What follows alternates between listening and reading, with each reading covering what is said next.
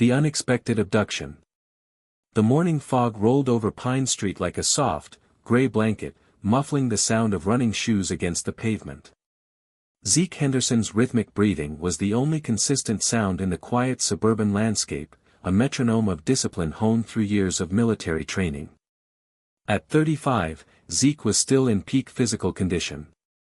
His Special Forces background wasn't just a memory but a living testament etched into every muscle, every calculated movement.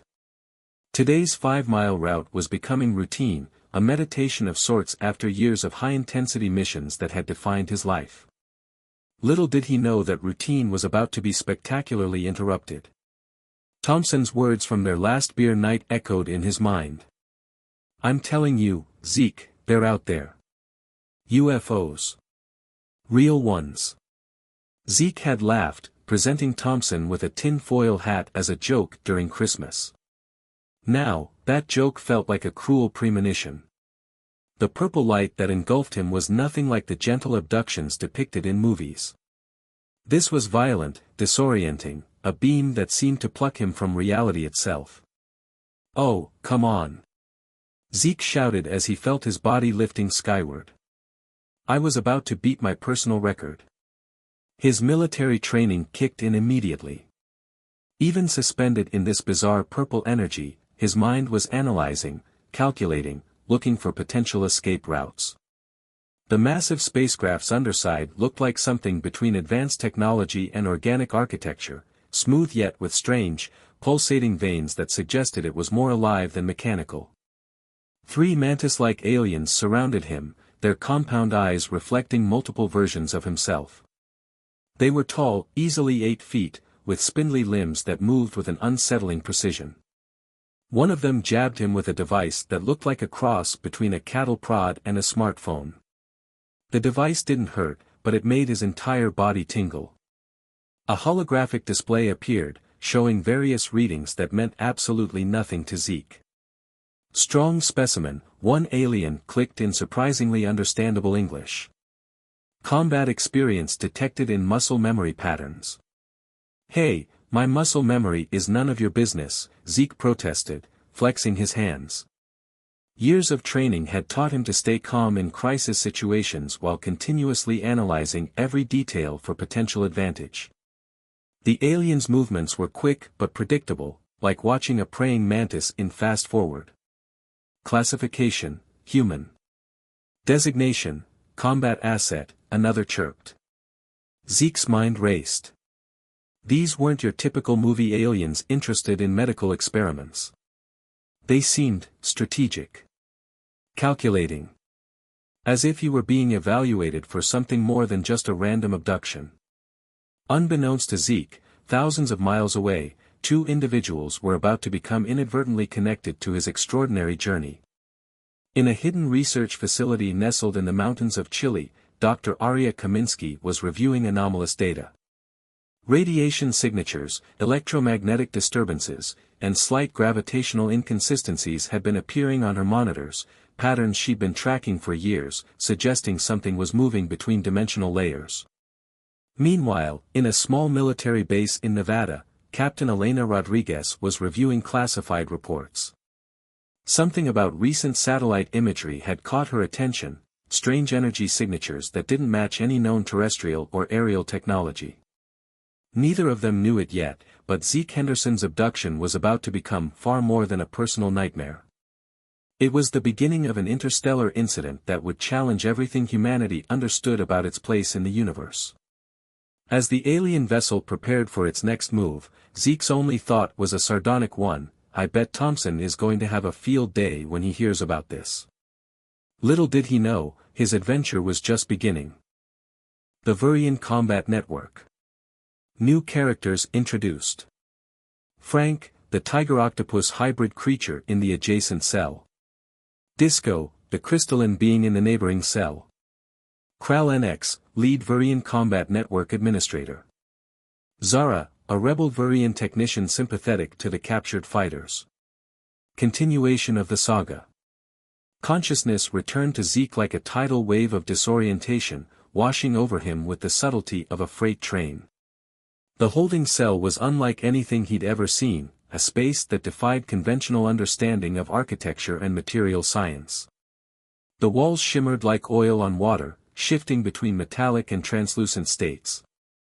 50 feet high, the cell seemed designed to both contain and psychologically challenge its occupant. "Welcome to the Verian Combat Entertainment Network," boomed a voice that sounded like a game show host gargling gravel. Zeke's military training had prepared him for interrogations, survival scenarios, and high-stress situations. But this was something entirely different. In the control room of the Verian Combat Network, Administrator Kral NX studied the human's profile with a mixture of curiosity and growing concern. Zara, a junior technician with rebellious tendencies, watched over his shoulder. "Fascinating," Kral NX muttered, his mandibles clicking in a complex rhythm of communication. "The human's combat profile is anomalous." Zara's translator implant converted his clicks into standard galactic communication. "Anomalous how?" she asked, her own curiosity piqued. The holographic display showed Zeke's military records, special forces, multiple covert operations, psychological evaluations that suggested an unprecedented adaptability. Most captured specimens broke within hours. This one was analyzing, calculating, preparing. In the cell, Zeke took stock of his surroundings. To his left, a creature that looked like a genetic experiment combining a tiger with an octopus stretched its multiple tentacles. To his right, a being composed entirely of crystalline structures hummed with an internal energy that seemed to vibrate the very air. "I'm going to call you Frank," Zeke said to the tiger octopus, who raised what might have been considered a middle tentacle in response. "And you? You look like you'd be great at a disco party." "So you're disco." The crystal being produced a sound like wind chimes in a hurricane, which Zeke somehow understood as amusement. The arena below was a marvel of technological and biological engineering. Terrain sections shifted between desert, jungle, Arctic waste, and what appeared to be an active volcano. Because apparently, Zeke muttered, regular death matches weren't exciting enough without adding lava to the mix. A holographic display materialized, showing betting odds and fighter statistics. Various alien species were listed, some recognizable from science fiction, others looking like nightmares drawn by a traumatized child. "Combat protocols are simple," the announcer's voice declared. "Survive. Entertain. Advance. Winners receive better accommodations and nutrition. Losers receive medical attention if salvageable. Top performers may earn freedom through audience acclaim." Zara's fingers danced across her control panel. Something about this human was different. The way he moved, the calculated calm in his eyes, he wasn't just another specimen. He was a variable the system hadn't anticipated. "Upcoming match," the announcer continued. "Cell Block C, Combat Round 1. Competitors will be notified of selection 10 minutes prior to entry." Zeke began his warm-up routine, the same sequence he'd performed before every mission. Each stretch, each movement a testament to years of disciplined training. His reflection in the shimmering wall showed more than just a prisoner. It showed a predator waiting to be unleashed. In the control room, Kral NX leaned closer to the display. "Upgrade his threat classification," he commanded. "From moderate to severe." Zara's implant translated her under-breath response, "This is going to be interesting." As maintenance drones cleaned the arena below, Zeke caught Frank's attention. A series of gestures revealed something unexpected: the betting system wasn't just for the audience. The combatants could place wagers too. "So," Zeke said, more to himself than anyone else, "time to put on a show and maybe teach these Verians why you don't put a special forces operator in a cage. Even a really, really big one." The countdown began. 10 minutes until combat selection. The galaxy's most brutal entertainment network was about to meet its match. The betting network. New characters introduced. Lyra, a telepathic broker from the Nexus Collective. Commander Viktor Petrov, a former Russian special operations officer with a connection to Zeke's past. The Quantum Entropy Swarm, a collective intelligence serving as Zeke's next opponent. XNRA, a high-ranking Verian strategist observing the combat network. The underground of interstellar combat. The Verian Combat Network was more than just an arena. It was an ecosystem, a complex organism of chance, skill, and survival that stretched across multiple star systems. What most viewed as a brutal entertainment platform was, in reality, a sophisticated economic and intelligence-gathering machine. Lyra of the Nexus Collective understood this better than most. Her telepathic abilities allowed her to read the subtle currents of information that flowed beneath the surface of the combat network. From her orbital trading station, she watched Zeke's matches with growing interest. Fascinating, she murmured, her translucent skin shifting colors as she processed the incoming data streams. A human that doesn't just survive, but adapts. In the arena, Zeke was developing a strategy that went beyond mere survival. He'd realized the combat network was more than just a death match, it was a complex economic system where information was the true currency. Frank, the tiger octopus creature, had become his unlikely ally. Through a series of intricate tentacle gestures and vibrations, Frank explained the betting ecosystem. The house took a significant cut from spectators, which meant the real profit was in manipulation. So, Zeke said, working out the logistics, we're not just fighting. We're playing a long game. Disco, the crystalline being, chimed in with harmonic resonances that suggested sophisticated mathematical calculations. The network of captured fighters was creating its own underground economy, using the very system designed to control them as a weapon. His next opponent was listed as the Quantum Entropy Swarm, a collective intelligence of microscopic robots capable of disassembling matter at the atomic level. The weapon selection included an EMP generator that looked about as reliable as a potato-powered calculator. Before the match, Zeke did something unexpected. "Anyone want to place a few side bets?" he announced to the crowd. "I'm thinking 3-1 on a win under 5 minutes." The audience, now accustomed to his theatrics, roared with approval. Money and various alien currencies began flowing through the betting system. What they didn't notice was how Frank and Disco were coordinating with other cell blocks, placing smaller bets through multiple channels. Unbeknownst to Zeke, thousands of light-years away, another player was taking notice. Commander Viktor Petrov sat in a dimly lit room, multiple holographic displays surrounding him. He'd been tracking unusual energy signatures that matched Zeke's last known military operations. They had history. Petrov had been Zeke's commanding officer during a classified mission in the Caucasus Mountains that went sideways. "So that's where you disappeared to," Petrov muttered, enhancing the video feed of Zeke's combat in the alien arena. The fight with the Quantum Entropy Swarm was pure showmanship. Zeke had figured out the swarm's programming limitations within the first 30 seconds but deliberately dragged it out to 4 minutes and 58 seconds. When he finally deployed the EMP, it spelled out, "Thanks for the money," in dead nanobots. Winner, the human. New threat classification, extreme. In the Verian control room, XNRA watched with growing concern. The human was no longer just a specimen. He was becoming a variable that could destabilize their entire system. "Prepare full analysis," XNRA commanded the technicians. "This human is learning too quickly." Lyra, monitoring from her orbital station, allowed herself a rare smile. The game was changing, and Zeke Henderson was rewriting the rules of engagement. As the credits rolled in, distributed across accounts that would be nearly impossible to trace, Zeke's network continued to grow. The crystalline beings could communicate across vast distances through harmonic resonance. The tentacled species possessed a natural talent for mathematics and probability. The next announcement came with a cryptic warning: temporal paradox beast. Possible timeline disruptions. Zeke's response was typical: "We're doing time travel now. What's next? Tax audits."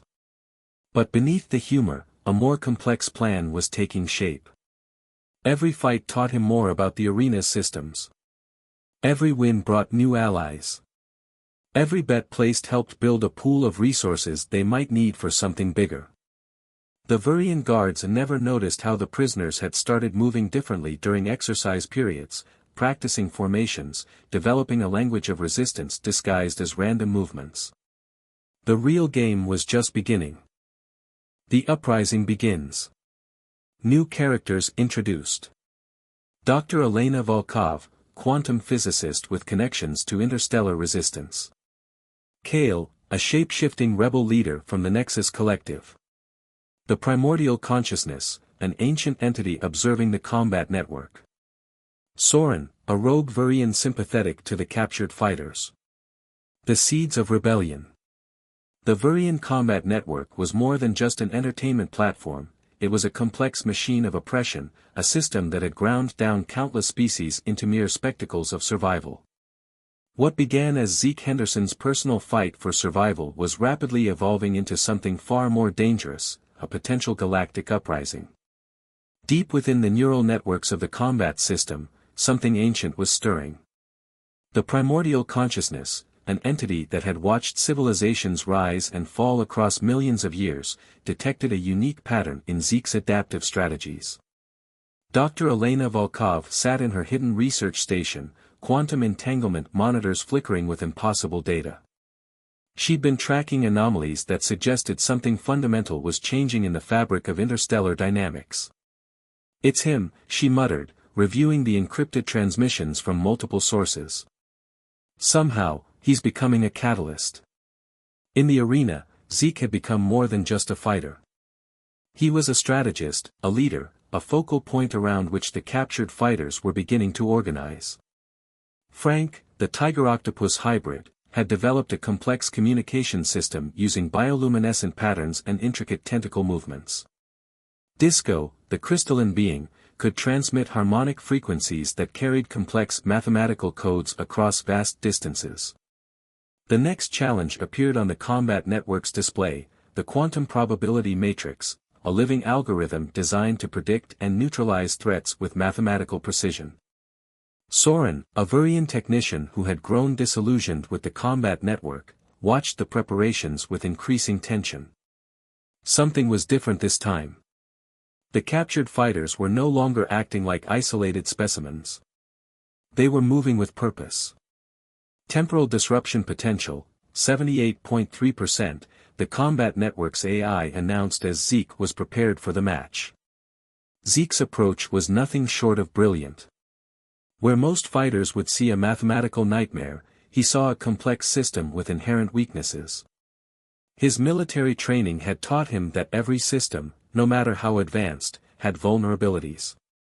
The quantum probability matrix materialized, a shimmering construct of pure mathematical energy, capable of predicting outcomes with terrifying accuracy. Its form shifted continuously, each movement a calculation of potential futures. "Interesting," Zeke commented, "looks like someone turned probability theory into a really angry light show." The fight that followed defied conventional understanding. Zeke didn't just fight the matrix, he began to reprogram it. Using a combination of unpredictable movements, deliberate mathematical contradictions, and sheer human unpredictability, he began to break down the matrix's predictive capabilities. Kale, the shape-shifting rebel leader watching from a hidden transmission point, recognized what was happening. "He's not just fighting," Kale told his team. "He's teaching the system how to be unpredictable." In the control room, XNRA watched with growing alarm. The human was doing something impossible, he was teaching a computational entity the concept of true randomness. As the quantum probability matrix began to destabilize, something unexpected happened. The captured fighters in surrounding cells began to synchronize their movements. Frank's bioluminescence pulsed in a complex pattern. Disco's crystalline structure began to resonate at frequencies that seemed to interfere with the arena's control systems. Dr. Volkov's monitors exploded with data. "Quantum entanglement," she whispered. "He's creating a network of resistance at a fundamental level." The match ended not with a traditional victory, but with the quantum probability matrix essentially deconstructing itself, a mathematical suicide triggered by its inability to process Zeke's inherent unpredictability. Winner, the human. Threat level, beyond classification. What the Verian Combat Network didn't understand was that Zeke was doing more than just surviving. He was building a revolution, one mathematical contradiction at a time. As the arena's systems tried to process what had just occurred, Zeke allowed himself a slight smile. Sometimes, he muttered, the best weapon is a mind they can't predict. The seeds of an interstellar rebellion had been planted. And they were about to germinate in ways no one could have anticipated. The real game was just beginning. The Liberation Protocol. Final character developments. Zeke Henderson, from captured fighter to revolutionary leader. Lyra, Nexus Collective telepathic broker turned active resistance member. Commander Viktor Petrov, unexpected ally from Earth. XNRA, Verian strategist facing the collapse of the combat network. The primordial consciousness, the ultimate wildcard. The final confrontation. The Verian Combat Network had always believed itself to be an immutable system, a perfect machine of entertainment, control, and resource management. What it hadn't anticipated was a human named Zeke Henderson. The final stage of resistance began not with a massive battle, but with a series of impossibly subtle disruptions. The captured fighters, a diverse collective of species once seen as mere entertainment commodities, had become a unified intelligence. Frank, the tiger-octopus hybrid, had developed a communication network that defied traditional understanding.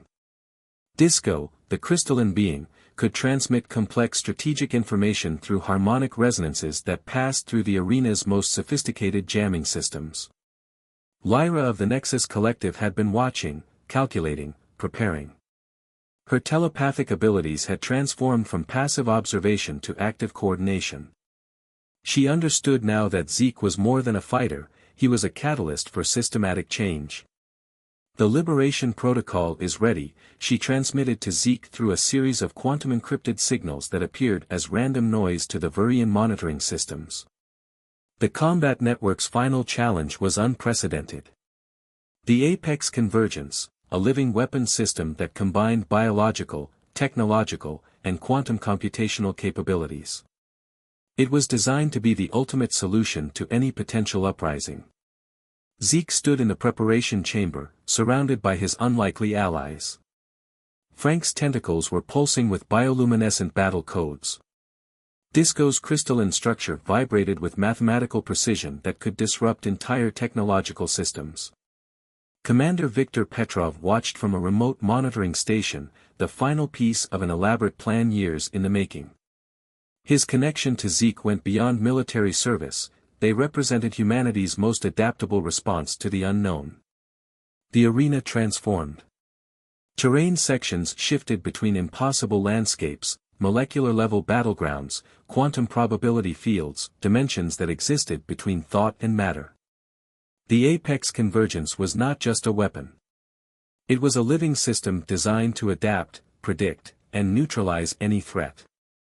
Interesting, Zeke commented, his voice carrying a calm that belied the complexity of the moment. Looks like someone combined a supercomputer with a really bad attitude. The battle that followed defied conventional understanding of combat. Zeke didn't just fight the Apex Convergence, he communicated with it.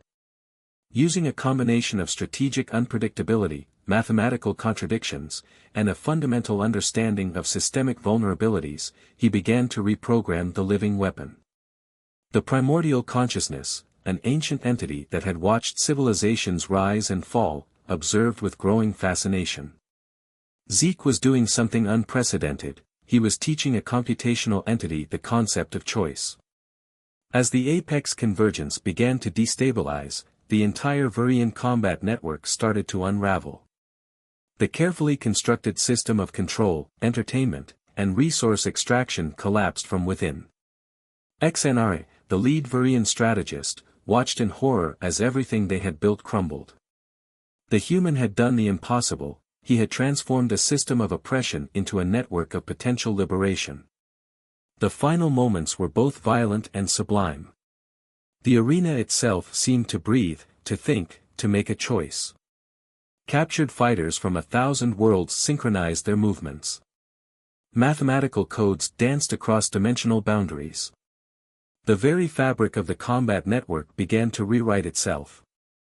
Winner, humanity. Species. Choice. Threat level, beyond comprehension. As systems crashed and control structures dissolved, Zeke allowed himself a moment of reflection. Sometimes, he muttered, the best weapon is the ability to imagine something different. Lyra's telepathic message cut through the chaos, extraction protocol initiated. The liberation was not just of the fighters, but of the system itself. A new possibility had been born, one where entertainment was not synonymous with oppression, where survival was more than just a spectacle. Commander Petrov's final transmission captured the essence of the moment. Sometimes, the universe needs someone crazy enough to change the rules. As dimensional barriers shifted and the Verian Combat Network became something entirely new, one thing became clear: Zeke Henderson was no longer just a fighter. He was a revolution. Epilogue. Somewhere between dimensions, the primordial consciousness allowed itself what might have been a smile. The game had changed. And humanity had just entered the galactic stage in a way no one could have predicted. The real journey was just beginning.